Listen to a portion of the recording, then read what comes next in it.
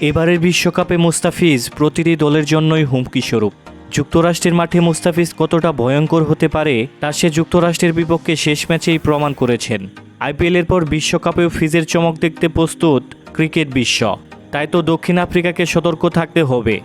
মুস্তাফিজকে নিয়ে বইয়ের কথা স্বীকার করলেন দক্ষিণ আফ্রিকার সাবেক ব্যাটসম্যান এবি ডি ভিলিয়ার্স। আইপিএলের মাত্র 9 ম্যাচে 14 উইকেট, জিম্বাবুয়ে সিরিজের প্রথম ম্যাচে 3 উইকেট নিয়ে ম্যাচ সেরা, সর্বশেষ যুক্তরাষ্ট্র সিরিজের সিরিজ সেরা। আর সেই সিরিজ সেরা সিরিজের সর্বশেষ ম্যাচে মুস্তাফিজ একাই নিয়েছে 6টি উইকেট। এই হচ্ছে মুস্তাফিজের সর্বশেষ পারফরম্যান্স।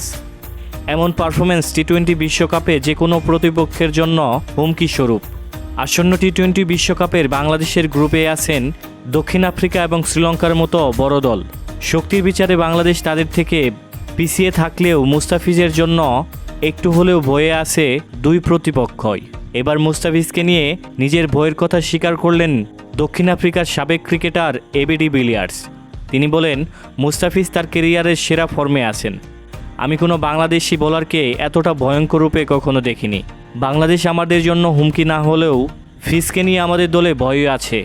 এবারের বিশ্বকাপে প্রতিটি দলের জন্যই মুস্তাফিজ হুমকি স্বরূপ। যুক্তরাষ্ট্রের স্লো পিচে সে মারাত্মক বোলার। নিজের দেশের পিচে সে যেমন সাহায্য পায়, ঠিক তেমনই সাহায্য যুক্তরাষ্ট্রের পিচেও পাবেন। বিশ্বকাপে দক্ষিণ আফ্রিকাকে মুস্তাফিজকে নিয়ে সতর্ক থাকতে হবে। তাকে অবহেলা করলে দক্ষিণ আফ্রিকাকে বিপদে পড়তে হবে। যে বোলার আইপিএলে এত ভালো করে এসেছে, সে বোলার যে কোনো ব্যাটসম্যানের জন্যই হুমকি স্বরূপ। ভিউয়ার্স, এবি ডি ভিলিয়ার্সের সাথে কি আপনি একমত তা কমেন্ট করে জানিয়ে দিন। ধন্যবাদ।